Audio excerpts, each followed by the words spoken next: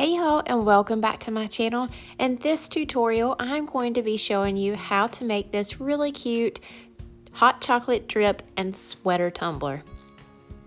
So I have my ALE epoxy here, and I am going to apply less than 1 milliliter on the 24 plump from the Steel Magnolia. Now later on I will switch over to a 32 plump because I wanted to show you how to adjust the sizing of the wrap to fit the 32 plump.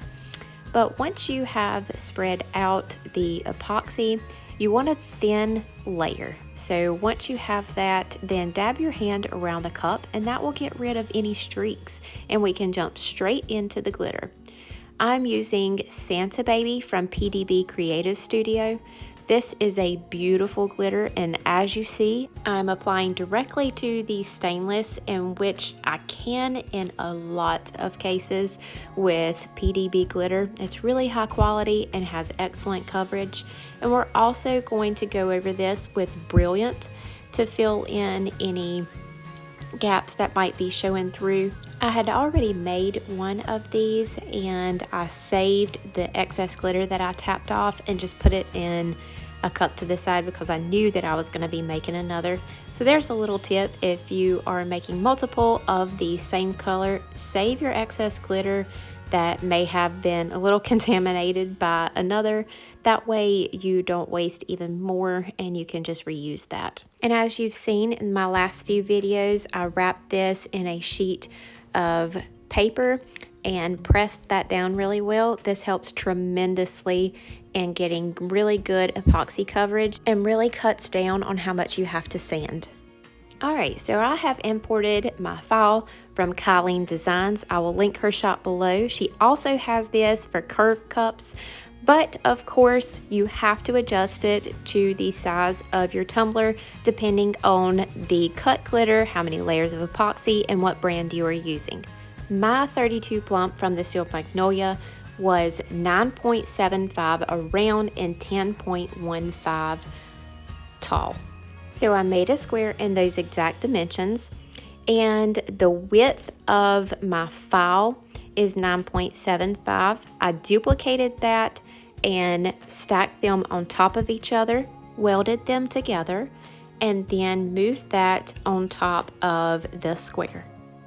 Then I highlighted both of these images together and then aligned by centering them horizontally. Then you're going to want to make sure that they're still highlighted and then slice. You'll just pull those extra layers away and then you're left with your perfectly sized wrap. And I'm going to cut this on a removable matte vinyl. It's a lot easier for me to fix mistakes. You can lift it up and then replace it. And in worst case scenario, if it's not as tacky as it was because you have removed it a couple of times, then you can do a spray seal or liquid sealer and you're good to go for the first layer of epoxy. Once I weeded this design, be sure that you take your time on weeding this because there's a lot of detail and the images are not all attached, which is wonderful because you can maneuver them around if there's any mistakes made when applying this all at once. I trimmed as close as I could to the design, lined that up on my tumbler, and trimmed off a little bit on the edge so that we could apply this using the hinge method.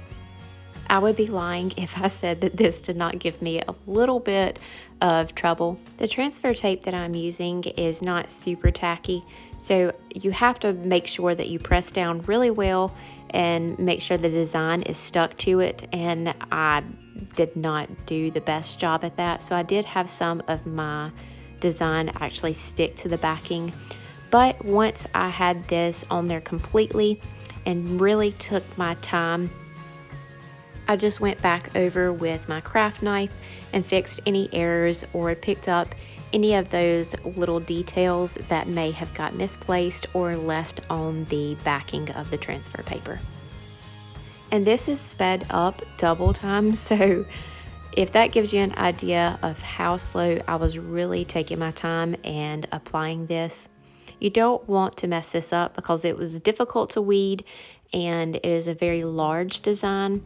If you need to, cut it into pieces and just apply them as sections.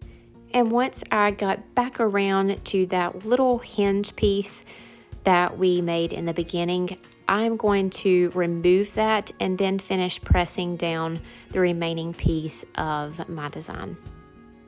Now, if your design is not lining up properly, this is where the removable vinyl will really come in handy. In this case, I was really impressed with myself. It lined up really good, and I only had a couple little places that I had to go back in with my craft knife. But you can cut little slits in between each of those little connecting pieces and put them down one by one, so you can play with, you know, if you have to move it up or move it down to get it to line up better in that little end piece. Remove your transfer tape really slowly. That way you do not risk causing any bubbles underneath your vinyl. Make any little corrections as needed, and then you are ready for epoxy. Now, I will tell you that I had a bright idea that this would look really cute with a hot chocolate drip, because in my mind I was thinking hot chocolate, sweaters, it would be a really cute theme. And then once I added the drip, it was just like immediate regret because I had drawn a complete blank and did not know what kind of decal. I couldn't find one that would tie everything in together. And this cup actually sat for an entire week before an idea popped into my head and I created a decal for it myself. So that will be available for you guys in the Brittany Barnes Boutique Tumbler art group. And that, of course, is linked below. Okay, so moving on, I have mixed 10 milliliters of a little extra ink epoxy. I did let it sit for a minute, that way any bubbles could rise to the top, and then pop them with my torch. And then I'm adding Expresso from PDB Creative Studios. And y'all, if this was not the perfect chocolate color, I don't know what is. Once I have the Mica pigment powder mixed in, I'm going to be adding Nice and Thick from CC DIY. And a couple of things when using the Nice and Thick. First of all, please wear a mask because this is very dusty and not good for you to breathe in. So use a mask, and also make sure that you get it all stirred in. And do a little at a time until you get the consistency that you want. Because if you don't mix it up all the way, then there are going to be little bubbles that will rise to the top. It'll pop, and then you'll be left with a little powder bubble. And the way that I measure if I have put enough in there is I will stir it up and then drag the drip across the side of my little stir cup. And when there's not a tremendous amount of movement, then I know that I'm ready to apply it to my cup. And again, this was 10 milliliters of epoxy, and I'm going to use every bit of it on this cup. We're just going to glob a thicker layer around the top rim while holding the cup sideways, because I'm not wanting it to drip down just yet. I want to get it all across the top. And in some areas where I want either a longer or thicker drip, I will add more of this and sort of start working its way down. That way it just kind of gives it like a head start whenever I stand the cup straight up. And then once you have finished around the rim, you can stand it up, tap it just a little bit on the surface, and then you can add a little bit more as needed in the areas that you want to drip down a little bit more or be a little thicker. And then I just tapped my cup on the table to get them to move down just a little bit more. Then I grabbed my tilt turner from MH Turners and attached my cup and just let it spin for a couple of hours for that to really set up before I added my epoxy. Now, although your drip appears to be dry enough to apply a layer of epoxy immediately, it is not.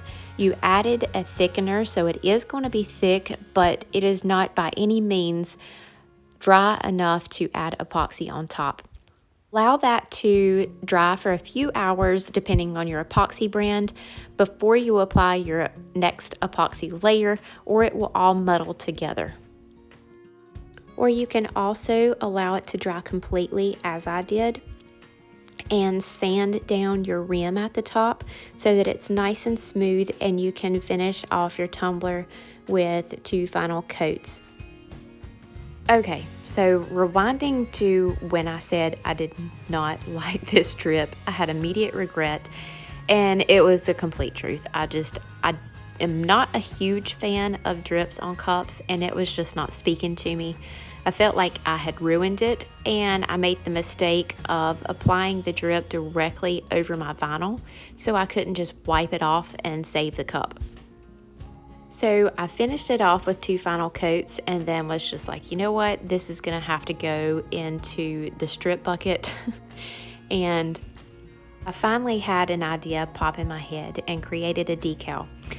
But the issue was I had already put 2 final coats of epoxy, and I did not want to add another 2 to protect the decal.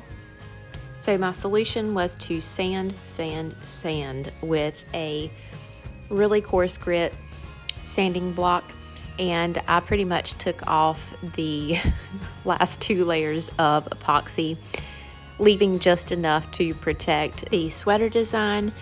Then I applied my decal and reapplied my last 2 layers of epoxy, and I was finally happy. It's really amazing what a simple decal can do to a cup, or do for a cup. This one I was not happy with, and I feel like the decal just completely pulled everything together. It's a hot chocolate and sweater weather kind of day. Now the whole design makes complete sense, and I'm so excited to add this into one of my Christmas mystery boxes. I hope that you have enjoyed this tutorial and have learned something new. If you have any questions, just drop them in the comments below, and I will answer them to the best of my ability.